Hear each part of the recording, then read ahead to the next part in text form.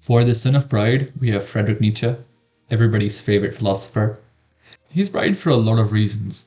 In his autobiography, Ecce Homo, some of the chapters are literally titled, Why Am I So Wise? Why Am I So Clever? Why I Write Such Excellent Books? Why I Am a Destiny.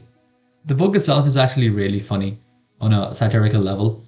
It highlights Nietzsche's belief in his own greatness, that he's the only person who's understood the misdirection of the human race, and unlike anybody else, he's risen above the masses to see the truth. Guys, he's not like other philosophers. He went on to say that it is my ambition to say in 10 sentences what others say in a whole book. His ideas on the Übermensch and the master and slave morality further made me understand his prideful outlook.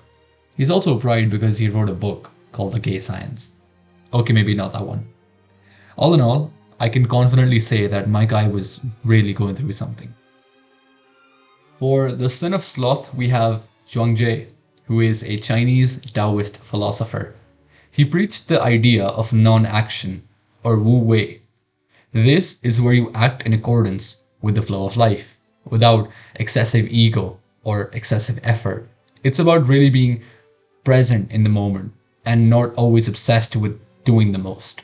Well, you might ask, why is he sloth? He is and he isn't, depending on the context you give him. In current society where we glorify hustle culture and the idea of constantly being busy and more busy, you might look at his ideas and say, bruh, you're a bum, go make some money. You might have Andrew Tate popping up from under your bedside and asking you what color your Bacardi is, or have Ayn Rand rolling in her grave with a copy of The Fountainhead. But all in all, his ideas can be perceived as a glorifying slothfulness, even though he never really preached laziness, more so just going with the flow of life. For greed, we have Ayn Rand. Now, in my understanding, greed for her was a good thing. Being a defender of capitalism, she thought it was the basis of her free economy. Capitalism and greed for Rand go together like fat cats and big cigars. For God's sake, she wrote a book called The Virtue of Selfishness. I mean, I'm not going to read it, but hey, it's there. So greed equals Ayn Rand. There we go. For the Sin of Lust, I wanted a very literal comparison. So I thought, who's an actual pervert? But then I realized it's philosophy. Everyone's a pervert. But I did come across someone called Marquis de Sade, who, contrary to his name, wasn't very sad. He was more lustful, actually. If you read his books, they have extreme adult themes and have depictions of torture and every single taboo you could possibly think of. If there's an author I would not recommend to the faint-hearted, it's him. You could even call him the father of sadism. Something funny, so sodomy was illegal in France in the 1700s. And could you guess who was convicted of sodomy in the 1700s? Yep, it was him. All in all, he was a pervert in a field full of perverts, and that's really saying something. For the Sin of Wrath, we have Thomas Hobbes.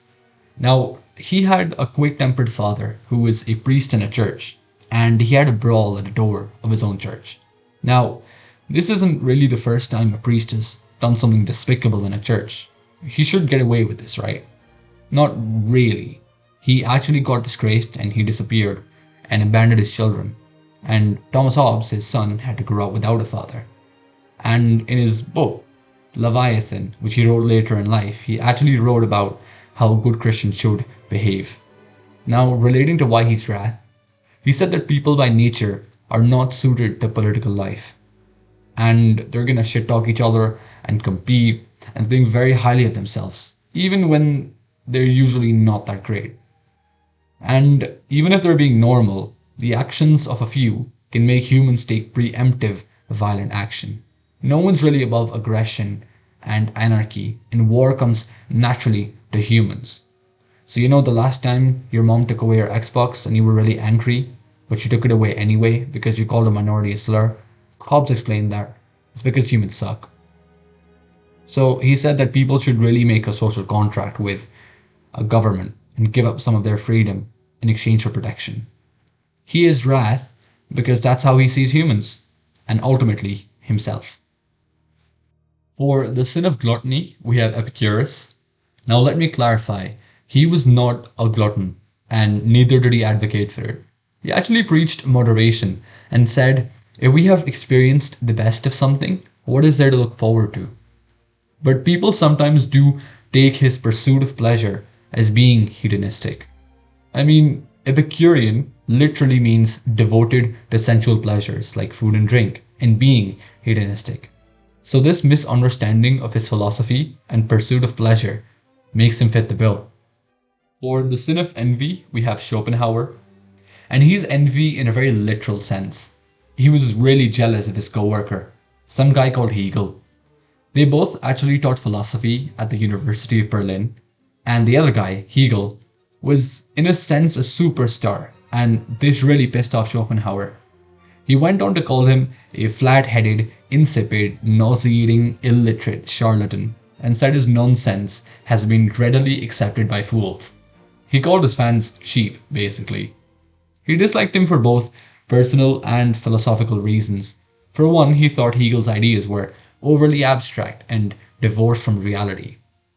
Something I found really funny was that Schopenhauer held a class at the same time as his colleague, and 200 attended Hegel's lecture and 5 attended his own. That's crazy. Their relationship reminds me a bit of Goku and Vegeta in a sense, as Schopenhauer can never really catch up to Hegel, no matter what he does. He's always just one step behind. He is envy because he had one of the most famous philosophical feuds with Hegel. Bruh's jealous.